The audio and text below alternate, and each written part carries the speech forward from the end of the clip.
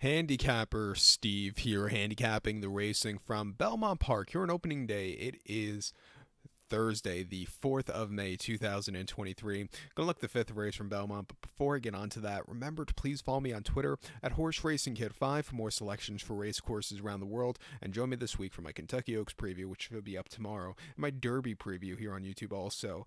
But it's opening day from Belmont. If I had some extra time, I looked at all the races, but the talking for a half hour doesn't seem so nice for me tonight. But I looked at all the races. I'll probably have all of my selections up on YouTube, on my Twitter page. But I think it's a good opening day card. We're gonna look at race 5 here for YouTube. I think it's a good race. But there's only 40 days or so here at Belmont this year, and then they go to Saratoga and then back to the Big A. They got approved for the new grandstand at Belmont, so Belmont's gonna change in the next few years. And I think it's going to be for the better, even though we're going to lose Aqueduct. But it's going to be nice.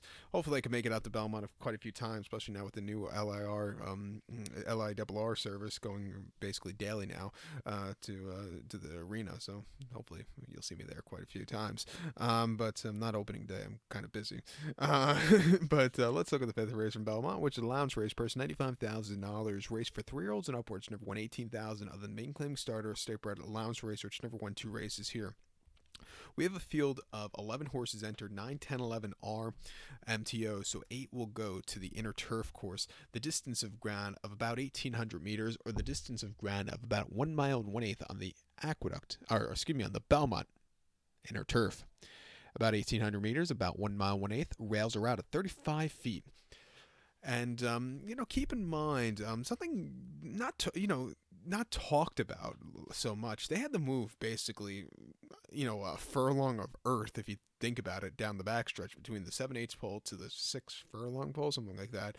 And they had to remove it last summer, build the tunnel, put the earth back, so on and so on. So I'm just going to wonder if the turf course, because they had to plant new sod down there on the turf course, is the turf going to play a little weird? And hopefully it doesn't. And hopefully the track plays weird. That doesn't play weird also. So just keep that in mind. Just watching the track the next week or so here at Belmont, with it not being used and also, moving earth around and crap.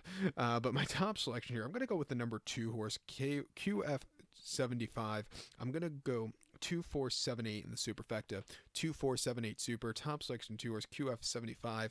This 5-year-old gelding by Vancouver. Christophe Clement trains. Manny Franco gets to mount. The horse's most recent outing came 30th of June at Belmont. Mile 3 on this inner turf course in Lounge Race in 92,000, and he finished 7th by 9 quarter lengths that day.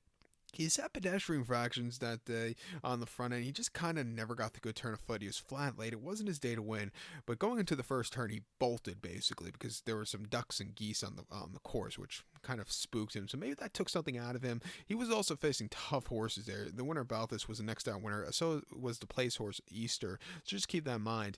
Prior to that, on the 3rd of June here at Belmont, yielding inner turf course, about a mile and 1/8 in a lounge race. He finished second by 3/4 of length that day. From wide poster, he left to get good position out of the gate. Set a little bit too quick fractions that day in the final quarter, which probably cost him. Got caught at the wire. What can you do? He ran his heart out, but just couldn't keep up there.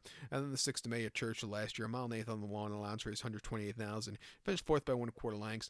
He's on the inside that day. He set the pace, but then the closers on the outside got to him. It just wasn't his day to win on that very weird running turf course.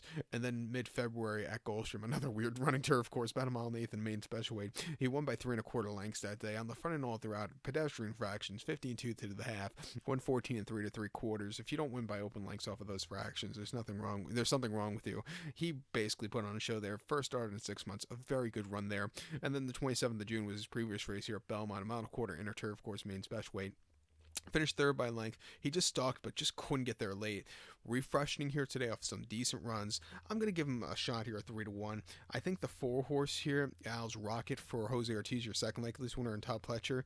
Most recently in late November at Aqueduct, mile 16th on the outer in a lounge race 9,000. Finished 4th by 2 3/4 lengths that day. He was stupidly wide. He was moving late, but I would like to see more into it that day.